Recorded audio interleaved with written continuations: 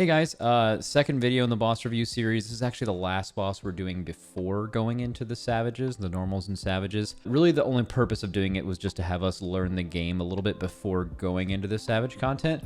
Interestingly enough, this one was much easier than the previous one. It was like 4 or 5 pulls or something like that. It was just because I think, well, first of all, we were just so much better than the game, not being, you know, on our first day playing these characters.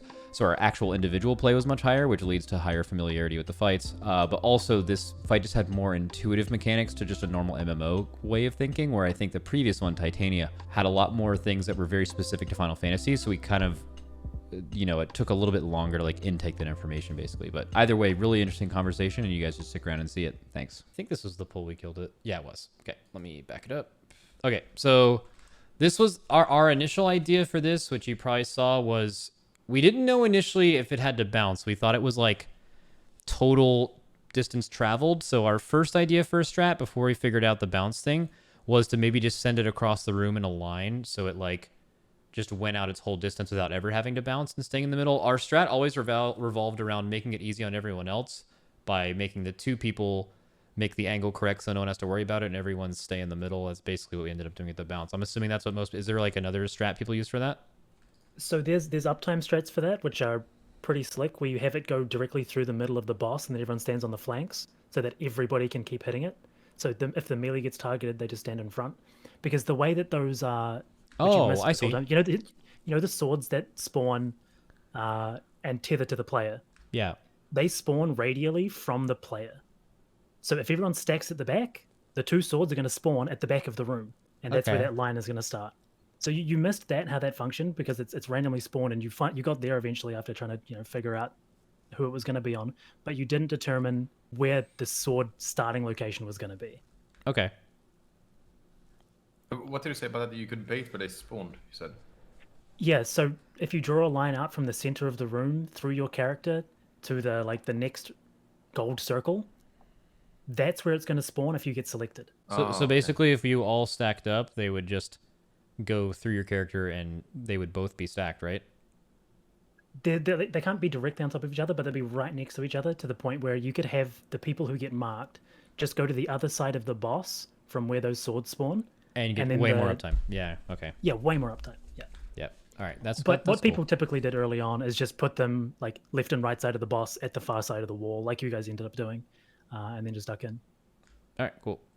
So one thing I found interesting about this boss is there's so much reprobation, like, or reprobation. Like, there's a bunch of winged ones too. Like winged reprobation is like, it's like there's 3 different versions of it, right? Yeah, so sometimes they'll do that. They just give a lot of abilities similar names. Okay. Because it's all to do with, it's just boss theme, I guess. Okay. The thing It's that so I think confusing you that missed, they're the same name. yeah, it's meant to do that so that you aren't told exactly what's happening by the castbar name. So something you missed about the one that you saw before, which was the cone one, that goes out and then returns. Yeah. That's player baited as well. So you can determine where that goes to make. I think we figured that out. That spawn. We thought it was on the. We thought it was on the tank. Was it not on the tank? Other players? It's anyone. Okay. Any one random player. So if you stack for that, it makes the baiting of everything else so much easier. Yeah, that makes sense. Being able to dictate where those are going to be. Yeah. Okay. So Shadow Reavers, just raid damage. None of this stuff is interesting. Okay. The intermission. I feel like we did that correctly. Yeah. Well, let's see, because apparently Forgiven thing was meleeing someone. Yeah, it was meleeing me, I think. Yeah, you definitely learned your lesson from Mustard Seed here, though. You did it correctly, 100%. And our only thought process was these Forgiven Venery, because there was 2 with the same name, that those were the 2 that need to be tanked. That I don't know if that logic is good, but that was just the thing that made sense to me. They're the ones that do damage. Like a melee tanking the Forgiven Shame, the bird one, can just bloodbath and sustain through those autos. Okay. Then we have... what people tend to do is bring them all in quite close together, and you can actually get some AoE off before they tether. But that's like, it's more of an optimization thing that so didn't really tend to happen. Interesting about about you guys that. starting to do that, yeah. Yeah, we were starting to do it. So me and him, me and him like backed them up to the center to where they didn't have a DR on like one pull, so we could like AoE them a little bit. But then we were like, all right, fuck it, let's see, because if they have the same name, they can stack. And then after we stacked, we were like, oh, fuck it, we'll just spread them out because like who cares about this face? Let's see what else we did. Well, we could have had them like at the middle circle on one Yeah, side. they could. Yeah, about the middle circle apart, I think, was fine. But yeah, what else is after this? Oh yeah, the fun stuff that you first you underthought, then you overthought, and then you got it. Yeah, so like the first pull we saw this, the fucking soccer ball pull, we were like, oh fuck, and then we all just like ran around to the soccer balls, and we obviously blew them up and died. And that was like underthinking, thinking they had nothing about them whatsoever. They just go away every single time and you just avoid them. But the thing we didn't realize was that Shadow Reaver was breaking them. So it took us a little bit to it took us like 2 pulls, I think, to realize that it was just any raid damage whatsoever, or I guess a few specific, most of the raid abilities would just pop them. Yeah, anything that came directly from the boss. Okay. And which is significant because the thing at the end of the fight doesn't pop them because it doesn't come from the boss. It's like from the edge of the room, right? Yeah, when the swords come down and shoot those 3 lines from each one of them. Yeah. So that's something we saw and figured out. And then we were overthinking it when it came to this next thing, which was the elephant, the beatific vision line across the room thing. And this righteous bolt, what we were doing as a tank mechanic we were literally just taunt swapping on the righteous bolt, giving you the vulnerability. And then we were using slurp or shirk, whatever it's called, on that every time. So that's kind of, I see what you mean now when you say that like shirk being a long CD is fine because most fights are designed around using that on cooldown, and it makes sense. Yeah, so not only that, but when shirk isn't available, you can just do swaps by toggling stance, and you guys figured we were that doing out that, later yeah. on. We were doing that, and I forgot to turn it back on, and I was like, Yeah. Max has aggro all the time, and I was like, oh wait. It's just a management thing that you need to learn to keep in the back of your mind while you're going. But the fact that you considered that eventually is a good sign, definitely. I think the way we can do it now is just literally this simple. Like we just when can't you make a macro? Yeah, to, like, you when could probably macro provoke and your tank stance together. So when you taunt, you instantly tank stance, and you just manually turn it off when the other tank taunts or something. So the game doesn't tell you this. I don't mind telling you. You definitely want to put tank stance on before taunting because tank stance gives a 10 times multiplier, and taunt itself gives 1,000 enmity, 1,000 potency worth of enmity, of threat. Oh, so it's as if you've hit it with 10,000 potency to secure your lead. So the macro would have to be tank stance into that, or does a macro not work? It would be awkward to do that. You'd be spamming it, and depending on certain situations, the wrong one. It's because the animation won't make it work. Yeah, I get it. Okay, so just every single time, I think we can just make it a system, right? Like if you get taunted off, you just always toggle off your tank thing, and then you just always toggle on. Anytime you're going to taunt, you just get used to tank stance taunt, and then that makes the most sense.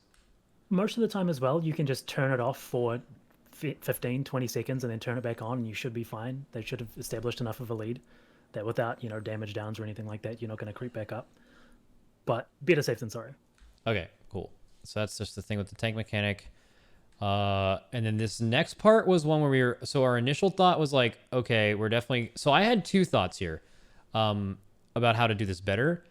One is legit actually making it a little bit safer by just sacking someone on top of one of them and just killing them on the thing and just rezzing them, and then everyone else being away from it, and then just using that as a safe spot for the charge. Obviously, you can do it without it. You can have, just like we did, the 2 people dodge, the next 2 people dodge, and then the light pillar does not break any of the things. You move it away from it, and then you just go to the safe spot here, which I went to. I think a few people missed here, actually. I think Cam's was way too far to the thing because you got hit by the Yeah, I die here. But we should go to the other side, I think, for uptime, I guess. Oh, definitely. Yes. Like we should. Who's over there? There's one person over there. No, we should have done it. We should like where the boss went here. We go on the boss, and then we go just a little to the right. I mean, I don't think you would get that much uptime. You honestly either. You get fine. like a GCD. Yeah, like literally 1 GCD. Yeah. So then after that, boss comes down. We get some reses out. What was that mechanic?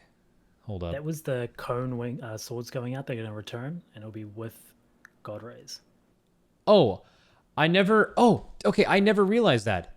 So we ended up figuring out just from the animation that it was always just going to repeat behind him. Did anyone else realize that the swords stayed on the edge of the room and that gave you some kind of indication that they were going to fire back at you? No, I didn't. I didn't realize that until this fucking second. Yeah, but I mean, it was fine because like you just had the reticle, but okay, that's cool. So we should pay attention to stuff like that. But this camera angle is good for VOD review. Yeah. A lot of mechanics like that in the game.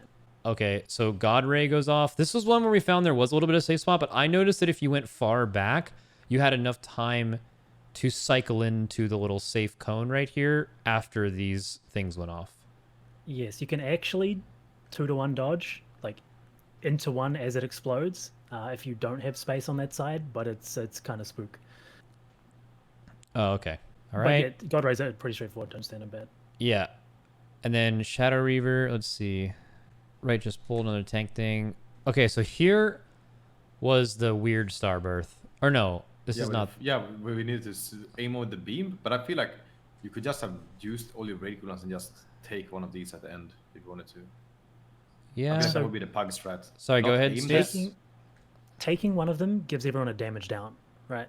And damage downs are bad. Usually they're like 50% damage down in this game. 25 or 50 is standard. You mean the vulnerability, right? No, so there are vulnerabilities you get from failing stuff, but there are also damage downs, like as in you deal less damage. Oh. I didn't. And so in a fight like this, that doesn't matter so much, right? Because, you know, like the enrage is going to be a joke because it's an extreme trial. It's not made to be super well tuned or extremely punishing. But that, like, making that sort of strat a habit can really bite you in the ass when you go into, you know, more difficultly tuned fights. What you initially came up with was the way that it's done, with pulling it between two orbs and just shooting opposite. I don't think you ever executed it. Yeah, that felt like the thing that made the most sense. So we did execute shooting the thing. What we didn't do is execute having the boss far away enough to where we don't actually get hit by it, I think. Yeah. So exactly. The boss needs to be like 5 yards closer and it would have been fine. But like we need to be. Did we actually get that thing here on everyone? That we like do less damage? I think I got hit by it and noticed it. Yeah. Well, multiple people did. Yeah, I stayed really close to the boss. I think I might have just missed it. No, I got hit too. Everyone got hit. So where's the thing? But where's so damage? You see that like red and purple debuff on Lumi, on Urza. It's the second debuff in the list for Lumi and Urza. Oh, the red and purple thing, and then the fourth one for now, right there. That's a generic damage down. That means whenever you see that, it generally means that you failed the mechanic, 99% of the time. Well, how come I didn't get it? Or I did. It just cycled through. Yeah, it was just a tick. Yeah, okay. Then we move here for Shadow Reaver. Oh, so for the next 30 seconds, we were all doing fucking poop damage. And this is where I prop my living weapon. No. Oh, so the game doesn't tell you this either. And this is why Dark Knight is sleeper OP. Your living shadow isn't affected by damage downs or weakness. So you can just chain int, summon your living weapon, your living shadow, and you'll still pop off. Very good. This guy, what do we do here? This is just another little dodge thing. And these as well. So that's like a little different. I think this kills the shit out of someone as well. Yeah, it kills cams, and then we kill it. Wait, how much did that limit break do? Holy shit. Wait, what? Back up. Back the fuck up. Was this guy like 20%? 15%? Didn't we already limit break? We already limit break, didn't we? Yeah, you LB'd... It was before the laser beam to break the orb. I died. That's what happened. I didn't really... Wait, how did I die? It's probably something up. Did the boss just beat my fucking brains in? So this is a threat issue there. You pulled threat. Oh, okay. Oh, yeah. So because you have the lightning bomb, you're getting debuff. slapped. Yeah. And you got 3 Von stacks, so you're taking a shit. Yeah, I'm getting fucking out. Yeah. I added the floating... You're so much stronger than mine. I don't know why. I just... So dude, honestly, my damage went up by like... reason- My damage went up by like 50% today, too. I actually just like learned how to play my character for the first time. The actual reason you took threat there is because your living shadow wasn't affected by the damage. Oh, that actually makes sense. So he was Wait, pumping your and living pumping shadow through. gives you... Oh, yeah. Yes. Oh, okay. Even though it's a clone. Cool. But also, I feel like my damage today was much higher because I just actually figured out. For the, you know, that's a true statement for all of you, to be honest. Like, you had actual openers. It was crazy. Yeah. All right. If you were to pause right now, though, you'll see the timers are a little misaligned. Like, Embolden came up 5-6 seconds ago. So you've pushed things what does out of sync a embolden little mean? bit. What does embolden Embolden mean? is Michael.